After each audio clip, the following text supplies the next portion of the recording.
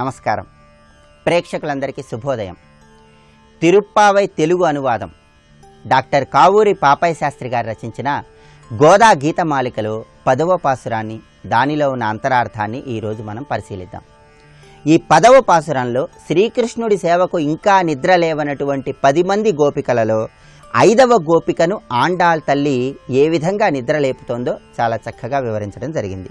ఈ 10వ పాసురం తెలుగు అనువాదాన్ని మనం పరిశీలించినట్లయితే, ఆండాళ్ తల్లి సుఖముగా నిద్రించుచున్న సఖియా మేల్కొనవే, శుభముగ వ్రతమాచరించి చొక్కి నిదుర మునిగినావో అంటూ కీర్తిస్తోంది. అంటే సుఖముగా నిద్రించుచున్న సఖియా మేల్కొనవే, చక్కగా నిద్రలో ఉన్నటువంటి గోపిక త్వరగా నిద్ర నుంచి మేలుకో, శుభముగా వ్రతమాచరించి చొక్కి నిదుర మునిగినావో.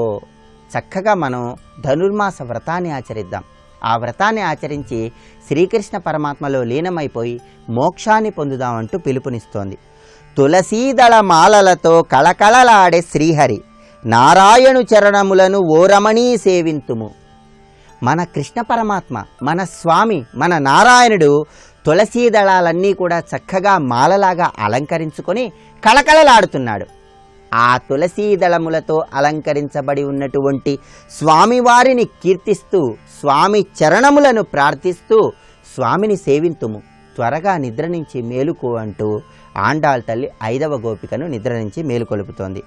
మంగళ గీతికలు పాడ పొంగిపోవునట్టి స్వామి మన పూజల సంతసించి మనలను కరుణించగలడు.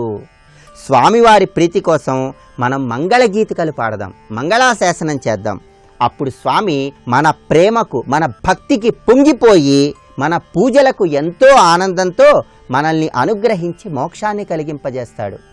మాతో పాటు నువ్వు కూడా వచ్చి ఈ వ్రతాన్ని ఆచరించు, స్వామి నామాన్ని జపిస్తూ స్వామిని కీర్తించు, త్వరగా నిద్ర నుంచి మేలుకో అంటూ 5వ గోపికను నిద్ర నుంచి మేలుకొలుపుతోంది. కుంభకర్ణునికి సాటిగా కోరి నిదురపోవుదానా, ముసుగు తీసి లేచిరమ్మ మొద్దు నిద్ర వదిలిరమ్ము. అదుగో తెలతెలవారిపోతోంది. కుంభకర్ణుడికి సాటి వచ్చేటట్లు అలా నిద్రపోతున్నావేంటి? మొద్దు నిద్రను విడిచిపెట్టు, త్వరగా ముసుగు తీసి నిద్ర నుంచి మేలుకొని తలుపు తీసి ధనుర్మాస వ్రతం ఆచరించటానికి మాతో పాటు రావమ్మా అంటూ ఆండాళ్ తల్లి 5వ గోపికను నిద్ర నుంచి మేలుకొలుపుతోంది. ఇక్కడ ఈ పాసురంలో ఉన్న విశేషార్థాన్ని మనం పరిశీలిస్తే, స్వామివారు తులసీ దళాలను ధరించి ఉన్నాడు. తులసి యొక్క పరిమళం ఎవ్వరు ఆపినా ఆపలేదు. అంటే స్వామివారి తత్వం కూడా అంతటా వ్యాపించి ఉంటుందని అర్థం. అందుకే అంతర్బహిశ్చ తత్సర్వం వ్యాప్య నారాయణ స్థిత అంటుంది వేదం. లోపల బయట అంతా నారాయణ స్వరూపమే ఉంది. ఏ విధంగా తులసి దళాల పరిమళం అంతటా వ్యాపించి ఉంటుందో ఆ విధంగా సృష్టి అంతటా కూడా లోపల బయట నారాయణ తత్వమే వ్యాపించి ఉంది. అది ఇక్కడ అంతరార్థంగా ప్రతి ఒక్కరూ గుర్తించాలి. అలాగే ఇక్కడ నిద్ర అంటే కుంభకర్ణుడి లాంటి తామస నిద్ర కాదు, అది సాత్విక నిద్ర. సాత్విక నిద్ర అంటే అజ్ఞానాంధకారాన్ని తొలగింపజేసి మనలో మోక్షమనే విజ్ఞాన జ్యోతిని వెలిగింపజేయటానికి ఆ గోపిక ఆ విధంగా నిద్రించి దానిలో నుంచి బయటికి వచ్చి ధనుర్మాస వ్రతాన్ని ఆచరిస్తోందన్న సత్యాన్ని ప్రతి ఒక్కరూ అర్థం చేసుకోవాలి. అది ఈ పాసురంలో ఉన్న విశేషార్థం. రేపటి శుభయోగం శీర్షికన గోదా గీతమాలికలో ఉన్నటువంటి 11వ పాసురాన్ని, దానిలో ఉన్న అంతరార్థాన్ని మనం పరిశీలిద్దాం. నమస్కారం.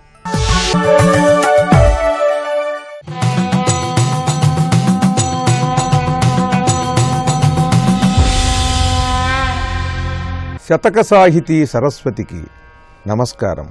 తలపెల్లం తలుపై చెవింబడిన శబ్దం బెల్ల వంశీగళత్కల శబ్దంబై ఎల్ల రూపును నభకాదంబి నీడంబరచ్చలమై తావియు తాకును సవియునై సర్వేంద్రియ వ్యాప్తమై శలగుంగాక భవన్ మహో విభవమే శ్రీ వేణుగోపాలక. ఓ వేణుగోపాల స్వామి, తలపెల్లం తలుపై చెవింబడిన శబ్దం బెల్ల వంశీగళత్కల శబ్దంబై. నా ఆలోచనంతా కూడా తలుపై ఆ ఓరగా వేసినటువంటి తలుపై ఈ తలుపు దగ్గరకు నీ అడుగుల సవ్వడి వచ్చిందా, నువ్వు వచ్చావా అనేటువంటి భావంతో ఈ తలపంతా కూడా ఆ తలుపు దగ్గరే ఉందయ్యా. ఎందుకనంటే నువ్వు అక్కడి నుంచే నా గృహంలోకి రావాలి గనుక తలపెల్లం తలుపై చెవింబడిన శబ్దం బెల్ల వంశీగళత్కల శబ్దంబై. చెవికి వినిపించే ప్రతి శబ్దము కూడా అది నీ వేణుగానము నుండి వెలువడిన ఒక స్వరములాగా భావిస్తున్నాను.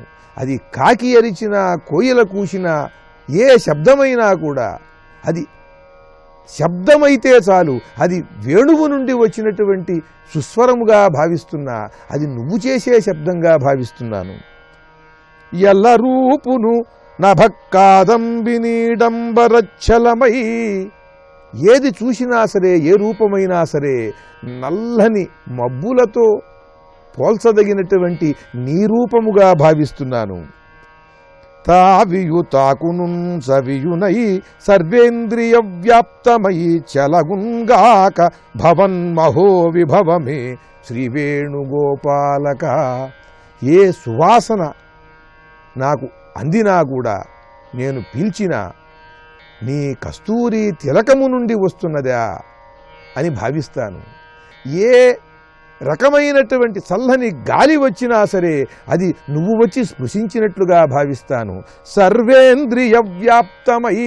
నా సర్వేంద్రియముల యొక్క క్రియలన్నీ కూడా అవి ఏ ఏ విషయములను గ్రహించగలవో ఆ గ్రహించేటువంటి అంశములన్నీ కూడా నువ్వు వచ్చి నన్ను ఆనందింపజేస్తున్నావు.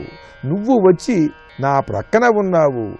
ఆ కస్తూరి వాసన నీ తిలకం నుండి వస్తున్నది. నువ్వు వచ్చి నన్ను ప్రేమగా స్పృశించావు అనేటువంటి భావములతో నా సర్వేంద్రియములను మనస్సులో లీనం చేసి ఆ మనస్సు అంతా కూడా నువ్వు వస్తున్నావనే భావంతో తలుపు దగ్గరే ఉంచి, నీ పాదములు ఆ తలుపు దగ్గరికి ఎప్పుడు వస్తాయా అని ఆ పాద ధ్యానం చేస్తూ నిరంతరం నీ కోసం వేచి ఉన్నానయ్యా అంటూ పరమయోగ సాధకుని యొక్క లక్షణములన్నీ కూడా సామాన్య మానవుల పూజలలో ప్రతిఫలించేలా ఎలా ఉంటాయో తెలియజేస్తూ, మనం చేసే పూజలు ఆరాధనలు రాను రాను రాను దృఢపడి అవి యోగ సాధనగా ఎలా పరిణమిస్తాయో సుస్పష్టముగా చెబుతూ, మన పూజా విధానములకు, ఆరాధనలకు, నైవేద్యాలకు వీటన్నిటికీ కూడా గొప్ప యోగ సాధన లక్షణములు ఉన్నాయి అనేది తెలియజేస్తూ, సర్వేంద్రియ వ్యాప్తమై మనం ఆ స్వామికి ఇచ్చేటువంటి పంచామృతములు, హారతి, అలాగే ధూపము, ఇవన్నీ కూడా ఆ స్వామిని మనం ఆరాధించేటువంటి యోగ సాధనగా ఎలా మారతాయో చక్కగా తెలియజేస్తూ, ఎన్నెన్నో యోగ సాధనా విషయములను సూచనప్రాయముగా తెలియజేస్తూ, అపారమైనటువంటి భక్తి విశ్వాసములతో కృష్ణ పరమాత్మని ఆరాధిస్తూ గొప్ప శతకాన్ని మనకు అందించిన విద్వత్కవులు శ్రీ మల్లంపల్లి శరభయ్య గారి వేణుగోపాల శతకంలోని మరి ఒక పద్యం గురించి రేపు ఉదయం తెలుసుకుందాం. ఓం శ్రీకృష్ణాయ నమః.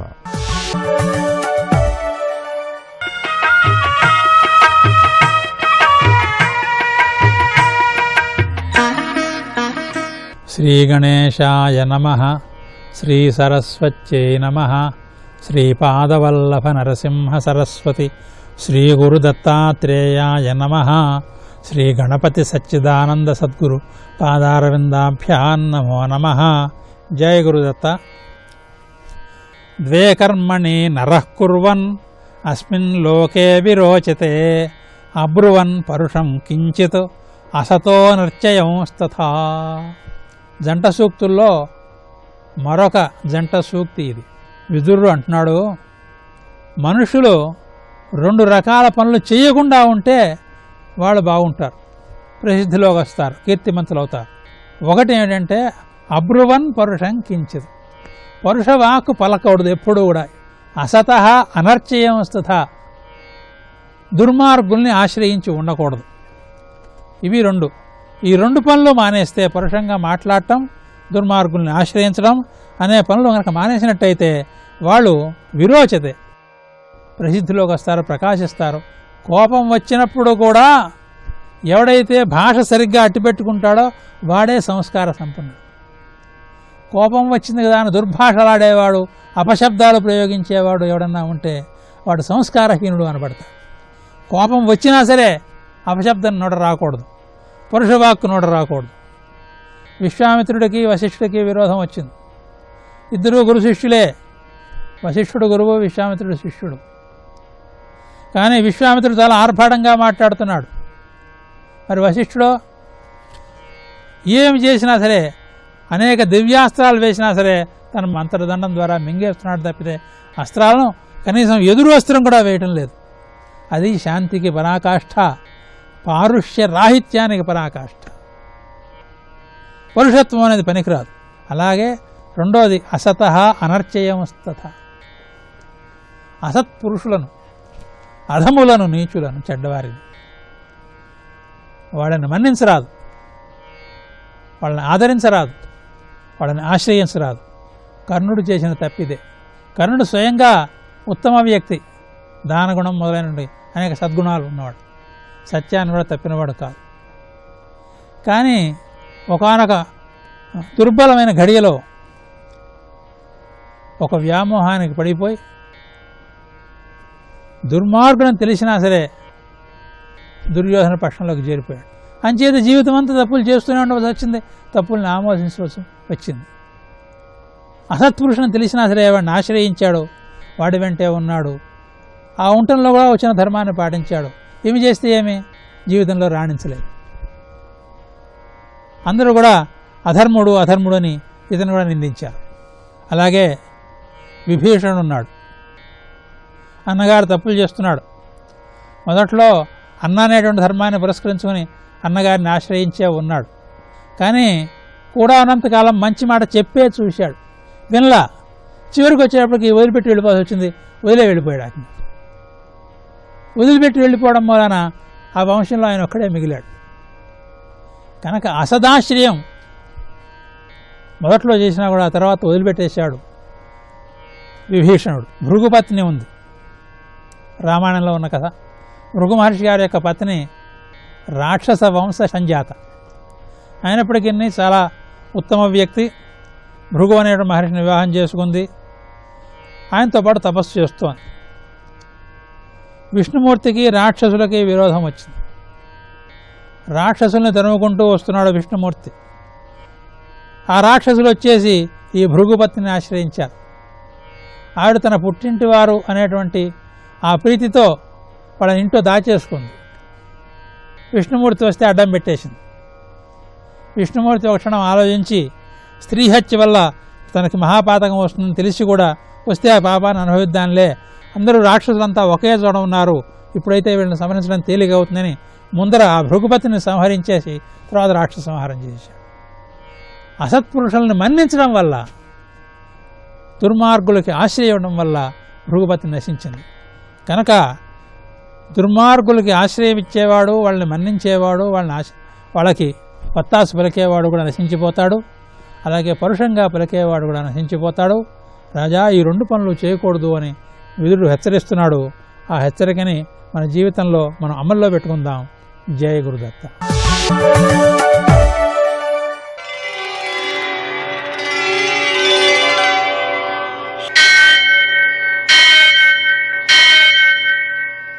సహస్రశీరుషం దేవం విశ్వాక్షం విశ్వశంభువం విశ్వం నారాయణం దేవమక్షరం పరమం పదం విశ్వతః పరమాం నిత్యం విశ్వం నారాయణగుం హరిం విశ్వమేవేదం పురుషస్తద్విశ్వముపజీవతి పతిం విశ్వస్యాత్మేశ్వరం శాశ్వతగుం శివమచ్యుతం నారాయణం మహాజ్ఞేయం విశ్వాత్మానం పరాయణం.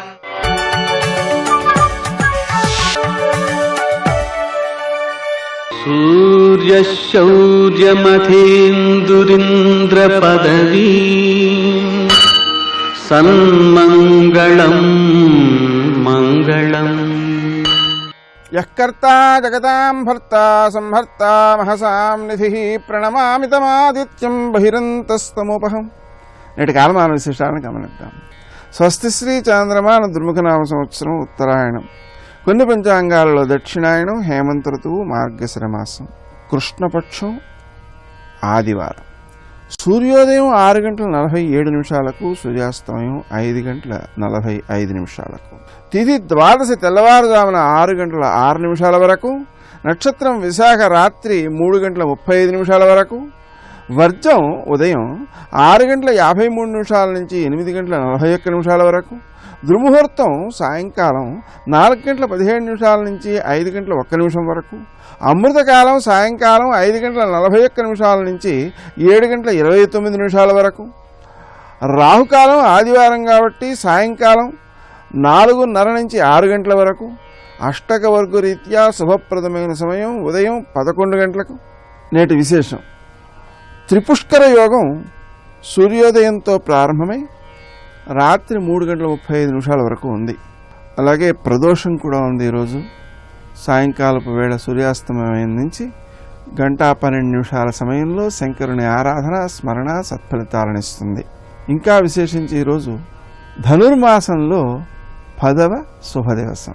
ఈ రోజున గోదాదేవి 10వ పాసురం ద్వారా గోపికలను లేపే ప్రక్రియలలో కొన్ని విశేషాలు చెప్తాను.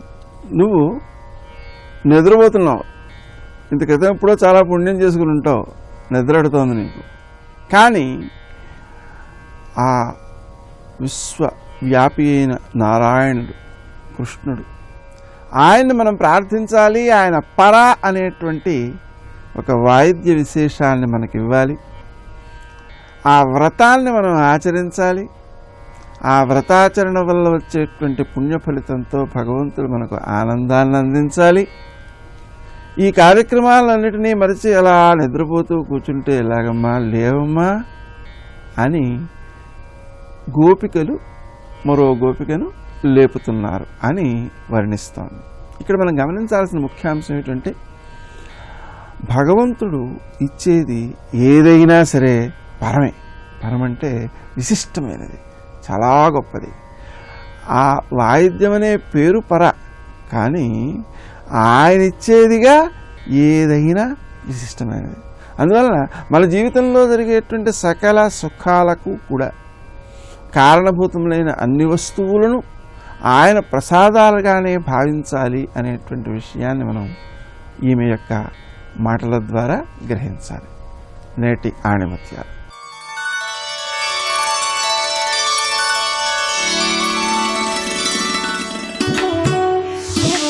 ఓర్పు వెగటుగా ఉంటుంది, కానీ దాని ఫలితం అమృతంలా ఉంటుంది.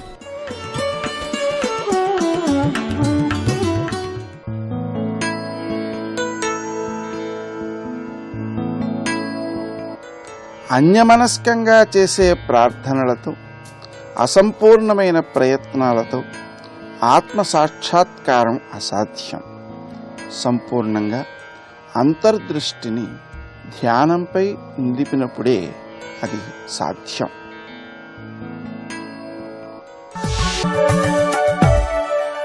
నమో నమో సుబ్రహ్మణ్య శ్రీ వరదా, ఉషోదయం మేలు కొలిపినది నీ కృతిగా.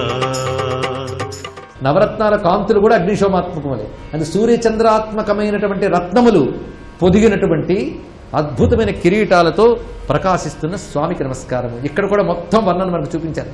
పైగా ఇక్కడ ఆడుకుంటున్న సుబ్రహ్మణ్యుడు ఎక్కడ ఆడుకుంటున్నాడు, ఎక్కడ తిరుగుతుంటాడు? ఆయన కైలాసంలో. ఆయన ఎక్కడ ఆడుతున్నాడంటే భజే క్రీడిత ఆకాశ గంగాద్రికూటం.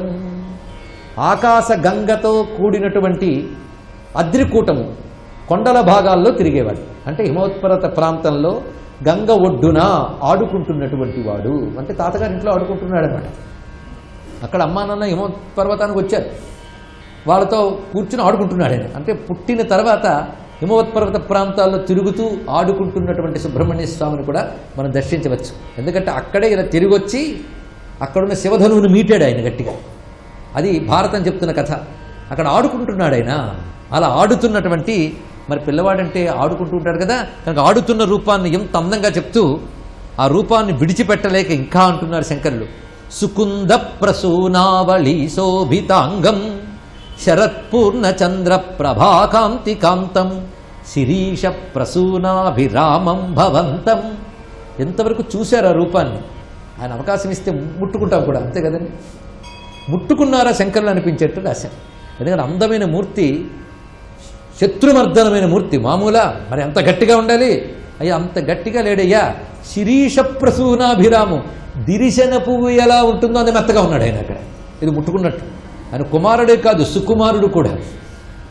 అందుకు వామదేవ పార్వతీ సుకుమార వారిజాస్త్ర సమ్మోహనాకార కామితార్థ వితరణ తరణ నిపుణ కావ్య నాటకాలంకార భరణ భూమి జలాగ్నివాయు గగన కిరణ భూమరూప నిత్యానంద కరణ స్వామినాథ పరిపాలయాసు మాం స్వప్రకాశ వల్లీశ గురుగుహ దేవసేనేశ అంటారు దీక్షితులు వారు.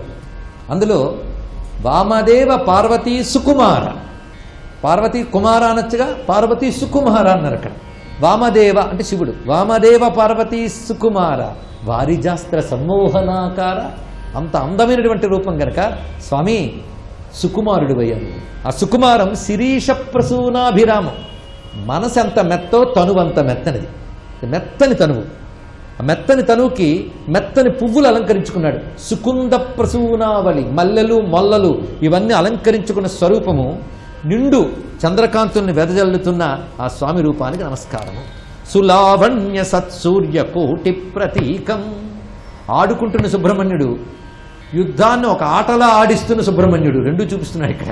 ప్రభుం తారకారిం ద్విషడ్బాహుమీశం నిజార్క ప్రభాదిప్యమానాఖిలాశం భజే పార్వతీ ప్రాణపుత్రం సుకేశం. భజే పార్వతీ ప్రాణపుత్రం అన్నమాట. ఎంత గొప్పగా చెప్పాడంటే, అమ్మవారికి ప్రాణాలతో సమానమైన కొడుకు, అంత ప్రేమ అది. అందుకే భజే పార్వతీ ప్రాణపుత్రం. ఎందుకంటే శివపుత్రుడు కదా, అంతగా ప్రాణంతో సమానమైన ప్రేమ ఆయన పట్ల. పైగా నిజార్క ప్రభాదిప్యమానాఖిలాసం, స్వామివారు కూర్చున్నప్పుడు 12 చేతులతో తారకాసుర సంహారం చేసి కూర్చున్నాడు ఆయన. అప్పుడు ఆ తనువు నుంచి వస్తున్న కాంతులతో అన్ని దిక్కులు వెలిగిపోతున్నాయి. అంటే ఆయన కాంతి లేని దిక్కు లేదు, ఆయన వెలుగు లేని చోటు లేదు ప్రపంచంలో. చూడండి ఇక్కడ అంతా ఆయన వెలుగే, ఆయన ప్రభావమే, ఆయన అనుగ్రహమే. అటువంటి శివపార్వతీ తనయుడి యొక్క దివ్యమంగళ విగ్రహాన్ని మరో భుజంగ ప్రయాతంలో కూడా మనం చూసుకున్నాం. ఇప్పుడు అంత అందగాడిన సోమాస్కంద మూర్తిని ఒక అద్భుతమైన శ్లోకంలో చూపిస్తున్నారు శంకరులు. సోమాస్కంద మూర్తి ఇది ఎంత అందమైన భావం చూడండి. ఇహాయాహి వత్సేతి హస్తాన్ ప్రసార్య ఆహ్వయత్యాదరాశ్చంకరే మాతురంకాత్ సముత్పత్య తాతం శ్రయం తం కుమారం హరాశ్లిష్టగాత్రం భజే బాలమూర్తిం, హరాశ్లిష్టగాత్రం భజే బాలమూర్తిం. కైలాసం, అందమైన సింహాసనం, శివపార్వతులు పక్క పక్కనే కూర్చున్నారు. వాళ్ళ మధ్యలో కూర్చున్నాడు పిల్లాడు. ముందు అమ్మ ఒళ్ళో ఉన్నాడు ఆయన. శివుడు అమ్మని అబ్బాయిని చూస్తున్నాడు. చూస్తున్నప్పుడు ప్రేమ పొంగింది ఆయనకి పిల్లాడి మీద. కొంచెం ఇలా రానాయనా అని ఎత్తుకోవడానికి 2 చేతులు చాచెట్ట. రా రా అని. ఇహ యాహి యాహి, యాహి యాహి అంటే రా రా అన్నట్టు. ఇహ అంటే ఇక్కడికి రా రా అని 2 చేతులు చాచగానే వెంటనే అమ్మ ఒళ్ళోంచి అయ్య ఒళ్ళోకి వెళ్ళి ఉన్న కుమారస్వామికి నమస్కారము అన్నారు ఇక్కడ. ఎంత అందమైన మాట. అయ్యి ఒళ్ళోకి వెళ్ళాడు. వెళ్ళిన వెంటనే ఆయన ఏం చేశాడు? ఒళ్ళో కూర్చోబెట్టుకోవడం కాదు, దగ్గరికి రాగానే 2 చేతులు తెచ్చుకుని ఒంటికి హత్తుకున్నట్ట. అలాగే శివుడు 2 చేతులతో పట్టుకుని ఎత్తుకుని హత్తుకున్న సుబ్రహ్మణ్య రూపానికి నమస్కారము అన్నారు ఇక్కడ. ఇక్కడ మనం క్రీడ మొత్తం దర్శింపజేశారు చూడండి. అమ్మ ఒళ్ళో ఉన్న స్వామి అయ్య ఒళ్ళోకి వెళ్ళడం, అయ్య ప్రేమగా ఆలింగనం చేసుకోవడం, అంటే పార్వతీ పరమేశ్వరుల ప్రేమ సంపూర్ణముగా పొందినటువంటి ఆ బాలమూర్తికి నమస్కారము అన్నారు. సోమాస్కంద స్వరూపాన్ని ఎంత అద్భుతంగా మన కళ్ళ ముందు చూపించారు ఇక్కడ. ఇహాయాహి వత్స ఇతి హస్తాన్ ప్రసార్య, చేతుల్ని చాచి ఆహ్వయత్యాదరాత్, ఆదరంగా పిలవగానే శంకరే మాతురంకాత్ సముత్పత్య, తల్లి ఒళ్ళోంచి ఒక్కసారి దూకి వెళ్ళాడు. చిన్నపిల్లాడు కదా, దూకినట్లుగా వెళ్ళి తాతం శ్రయంతం, తాత అంటే ఇక్కడ నాన్న అని అర్థం. తాతం శ్రయం తం, నాన్నని ఆశ్రయించినటువంటి కుమారుడు హరాశ్లిష్ట గాత్రం భజే బాలమూర్తి. ఇక్కడ శివుడు ఆదరించడం అనే మాటను ఎంత అద్భుతంగా ఇక్కడ భావించి సోమాస్కందమూర్తిని చూపించారు మనకి ఇక్కడ. ఆ తర్వాత పేర్లు మాత్రమే రాశారు తర్వాత శ్లోకంలో. ఎంతో కవిత్వం చెప్పగలిగిన శంకరులు నామాలతోనే పద్యాన్ని నింపేశారండి. ఇంత అద్భుతమైన భావాలు ఇచ్చిన ఆయన అక్కడ పెట్టారంటే అర్థం, భక్తుడికి ఒక పారవస్య స్థితి వచ్చినప్పుడు ఆ పేర్లను ఆనందంగా అంటూ ఉంటాడు. అక్కడ కవిత్వాలు తర్కాలు పనిచేయవు. కానీ ఎప్పుడైతే ఆ సోమాస్కందమూర్తిని భావించారో శంకరులకు మహా పారవస్య భావం కలిగిపోయింది, తాదాత్మ్య భావం. మనకే కలిగించాడంటే ఆయన ఎంత పొంది ఉంటాడు. వెంటనే పారవస్య భావంతో ఆ నామాలు ఎలుగెత్తి పలుకుతున్నాడు. ఇన్ని నామాలు ఒక్కసారి గుత్తిగా పలకడానికి 2-3 కారణాలు ఉంటాయండి. ఒకటి, ప్రేమ బాగా పొంగిపోతే రకరకాల పేర్లన్నీ పలుకుతారు, అది ప్రేమ యొక్క ఉత్కర్షని చెప్తాయి. రెండవది, భయం ఎక్కువైపోయిన పేర్లు ఎక్కువ వస్తాయి. అవును, బోల్డ్ పేర్లు చూపించి బాబు నన్ను రక్షించవయ్యా, అయ్యా నన్ను రక్షించవయ్యా, అన్న నన్ను కాపాడు, బోల్డ్ పేర్లు అంటాం. భయం ఎక్కువైపోయినా వచ్చేస్తాయి. అవునా లేదా? ప్రేమైనా భయమైనా రెండు వస్తాయి. కానీ రెండు ఇప్పుడు చూపిస్తున్నాడు. అలాగే సాధకుడైన వాడు ఇవాళ సాధన చేసేనే ఏదో గొప్పగా ఉన్నాను అనుకుంటున్నాను, కానీ ఈ మోహమైన సంసారం రేపు ఏం పెడుతుందో నాకు తెలియదు. అందుకే దుర్భర సంసార దవాగ్నికి వెరతు నీ పాదాశ్రయం జయవే అన్నాడు కదా ప్రహ్లాదుడు. ఓ నరసింహ, నాకు నీ రూపం చూస్తే భయం లేదు, భయమంతా సంసారాన్ని చూసి. అంతే. ఇక్కడ సర్వాభీష్ట ప్రదాయకుడైన సుబ్రహ్మణ్యునికి నమస్కరిస్తూ స్వస్తి. జయ జనార్దన కృష్ణ రాధికాపతే నందనందన కృష్ణ రుక్మిణీపతే గరుడ వాహన కృష్ణ గోపికాపతే శరణు మోహన కృష్ణ ప్రభో సద్గతే. గరుత్మంతుడు చంపేస్తాడన్న భయంతో రమణక ద్వీపాన్ని విడిచిపెట్టి తిన్నగా ఇక్కడికొచ్చి ఈ కాళింది మడుగులో పడుకున్నాడు. ఇక్కడికి గరుత్మంతుడు రాడు. ఎందుకు రాడు? సౌభరి అనబడేటటువంటి మహర్షి ఈ మడుగులో నించుని తపస్సు చేశాడు. చేసినప్పుడు ఆయనకి అందులో ఉండేటటువంటి ప్రాణులన్నిటి పట్ల మమకారం ఏర్పడింది. అందులో ఉన్న చేపలకి రాజు ఉండేవాడు. ఒకప్పుడు గరుత్మంతుడు ఆ సరస్సు దగ్గరికి వచ్చి చేపల రాజుని తినేశాడు. చేపలన్నీ ఏడిచాయి, మా రాజుని తినేశాడు గరుత్మంతుడని. ఆహారానికి అతడు తిన్నా అవి ఏడిచాయి. ఏడిస్తే సౌభరి అయ్యయ్యో నేను ఇక్కడ ఉన్నాను, పాపం వీళ్ళు ఏడుస్తున్నారని బాధపడి గరుత్మంతుడికి శాపం ఇచ్చాడు, నువ్వు ఎప్పుడైనా ఈ మడుగులోకి వచ్చి చేపలు తింటే నువ్వు మరణిస్తావని. అందుకని గరుత్మంతుడు ఇక్కడికి రాడు. ఇది కాళీయుడికి ఒక్కడికే తెలుసు. అందుకే కాళీయుడు ఇక్కడికి వచ్చి పడుకున్నాడు. కానీ ఇక్కడ గోపాల బాలురు ఆవులు దూడ వస్తాయి, అందుకని వెనక్కి వెళ్ళిపోవు. గరుత్మంతుడు ఇప్పుడు నీ జోలికి రాడు. ఎందుకు రాడు అంటే, నీ పడగలు విప్పినప్పుడు నా పాదముద్రలు కనపడతాయి, నా పాదముద్రలు కనపడితే వెళ్ళిపోతాడు గరుడు. గరుడుకి అప్పటికీ ఇప్పటికీ ఆ శక్తి ఉంటుంది. ఇప్పటికీ కూడా ఆయన అనుగ్రహిస్తే, ఆయన వేదం భగవానుని యొక్క వాహనం. గరుడ దర్శనం అయిందనుకోండి, వేద దర్శనం అయినట్టు అద్భుతమైన దర్శనం. ఆతతపక్షమారుత వ్రయకంపిత ఘూర్ణితాచల వ్రాత మహర్ణ ఉండు అంటాడు నన్నయ్య గారు భారతంలో. ఆయన రెక్కలు విప్పి వస్తుంటే వేదముల యొక్క నాదములు వస్తుంటాయి. ఆయన అమృత భాండాన్ని తీసుకొచ్చాడు. అందుకే గరుడ దర్శనం చాలు.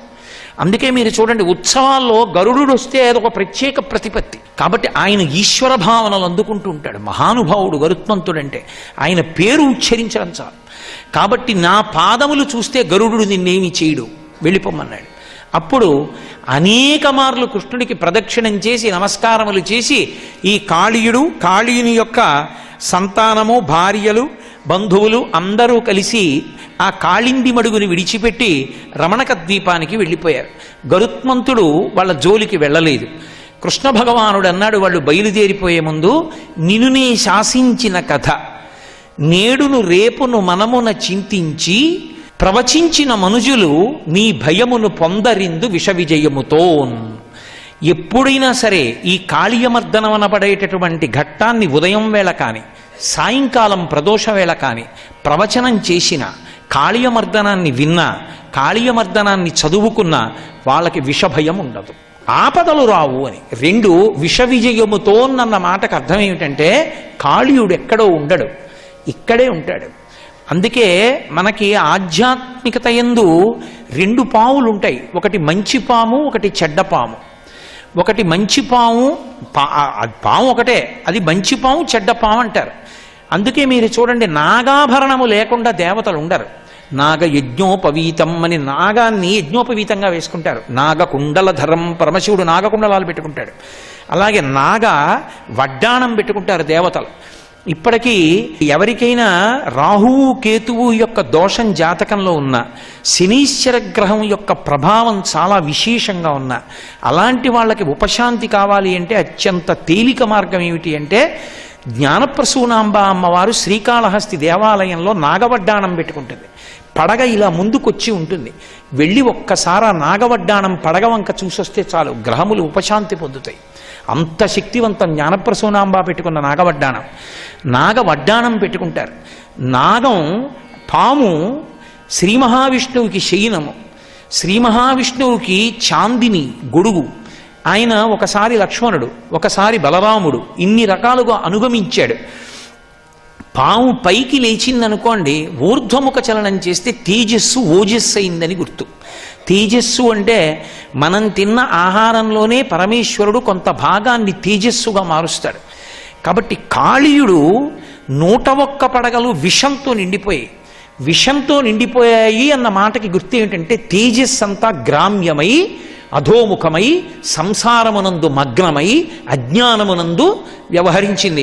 ఉన్న స్థానము భ్రష్టమైపోయింది. అందుకే పూర్వమైన జీవితం ధర్మచక్రాన్ని అతిక్రమించాడు. ధర్మచక్రమని ఈశ్వరుడు ఒకటి పెట్టాడు, అది తిరుగుతూ ఉంటుంది ఇప్పుడు. ఆయనే దేవతల్ని పెట్టాడు, ఆయనే మనుష్యుల్ని పెట్టాడు. మనుష్యుడు కావలసినవన్నీ దేవతలు ఇస్తారు, వర్షం పడేటట్టు దేవతలు చేస్తారు.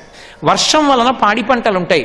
ఇప్పుడు వచ్చినటువంటి పదార్థాన్ని మొట్టమొదటి యజ్ఞం చేసి యజ్ఞంలో హవిస్సుగా దేవతలకు ఇవ్వాలి. దేవతలు తిని తృప్తి పొంది వర్షం కురిపిస్తారు. వర్షం చేత పంట వస్తే మళ్ళీ యజ్ఞం చేసి దేవతలకి కొంత ఇవ్వాలి, మళ్ళీ దేవతలు వర్షం కురిపిస్తే ఇది చక్రం తిరుగుతూ ఉంటుంది. ఇందులో అతిక్రమించాడు అనుకోండి ఈశ్వర శాసనాన్ని, నేను అసలు ఇవ్వను పెట్టను అన్నాడు అనుకోండి, దేవతలు ఆగ్రహిస్తారు, ఉపద్రవం వస్తుంది, భూతము వ్యతిరేకమవుతుంది. అంటే చేతికొచ్చిన పంట కడుపులోకి వెళ్ళదు. అదే యజుర్వేదంలో ద్రాపే అంధస్పతే దరిద్రం నీలలోహిత ఏషాం పురుషాణం ఆభేర్మో రోమో ఏషాం కించనా మమత అని. ఎందుచేత అంటే కటాక్షం లేదు లక్ష్మీదేవిది.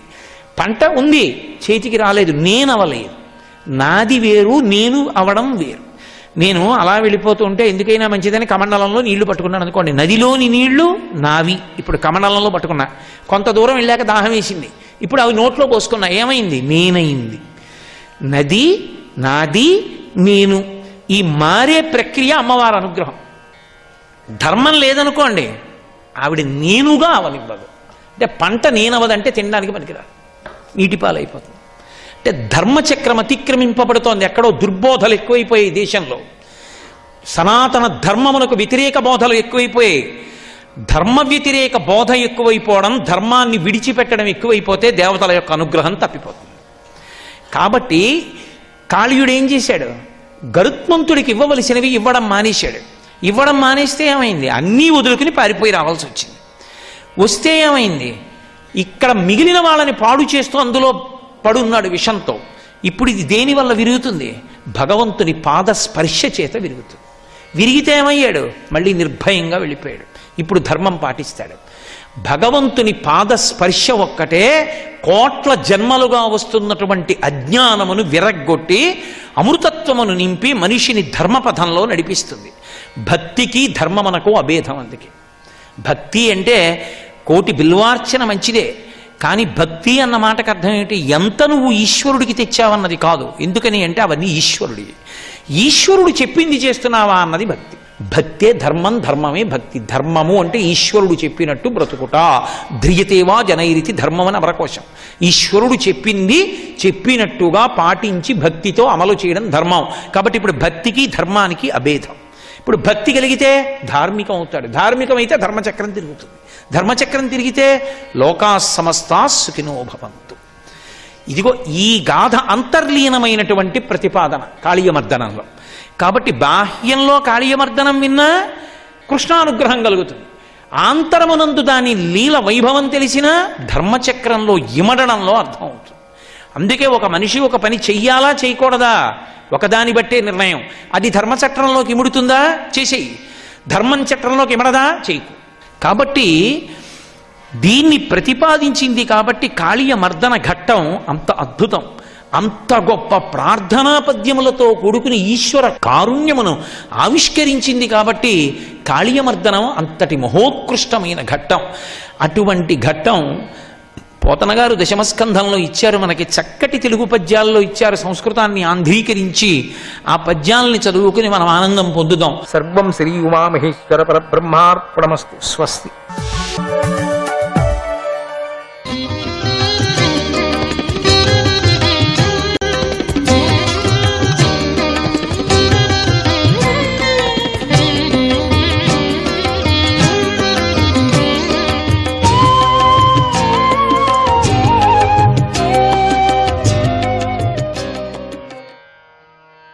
అచ్యుతాయ నమః. అంగీరస మహర్షి ఆ రాజుతో ఇలా అన్నాడు అనుకున్నాం కదా, ఓ రాజా, నీ ఆరోగ్యం బాగుందా? నీ ప్రజలందరూ బాగున్నారా? మహత్తత్వము, సమిష్టి, అహంకారము 3, 5 పంచభూతాలు అనే 7 తత్వాలు జీవుణ్ణి జీవుడిగా నిలబెడతాయి కదా. అదేవిధంగా గురువు, మంత్రి, రాష్ట్రము, దుర్గములు, కోశాగారము, న్యాయ వ్యవస్థ, మిత్రరాజ్యములు అనే 7 ప్రకృతులు రాజును రక్షిస్తూ ఉంటాయి కదా. రాజు తాను సాక్షాత్తుగా ఈ రాజ ప్రకృతులపై ఆధారపడి శుభాలను పొందుతూ ఉంటాడు.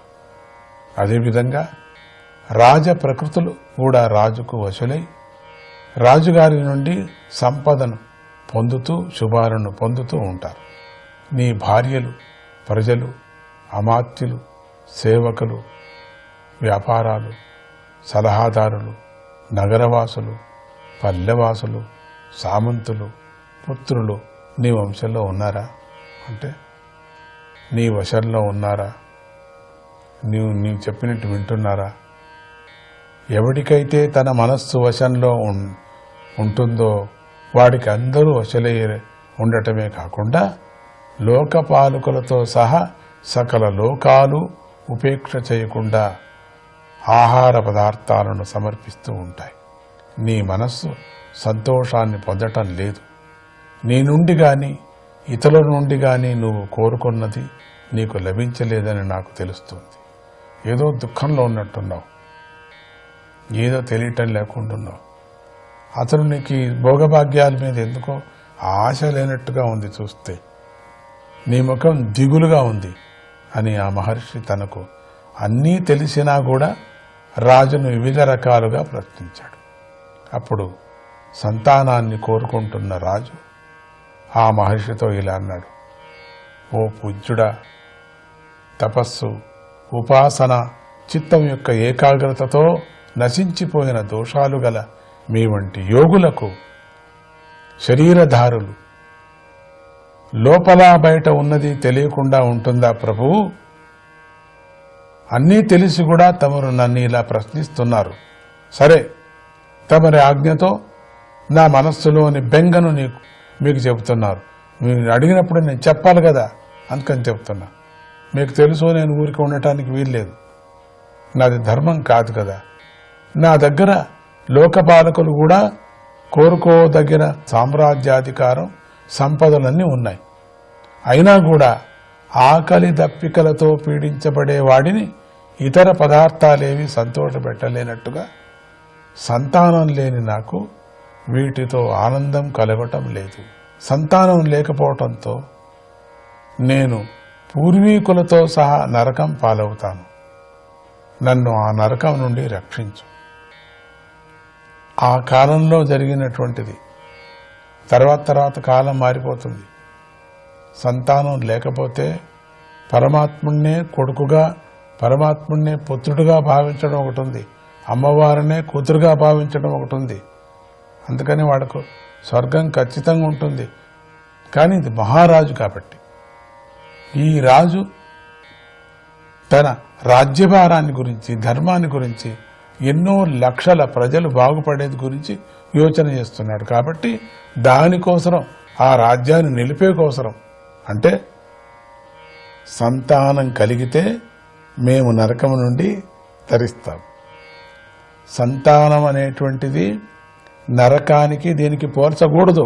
కానీ ఇక్కడ మహారాజు ఎందుకు పోల్చారంటే ఈయన అన్ని యజ్ఞయాగాదులు చేస్తున్నాడు కదా, అశ్వమేధ యజ్ఞాలు అటువంటివన్నీ చేస్తారు కదా రాజులు.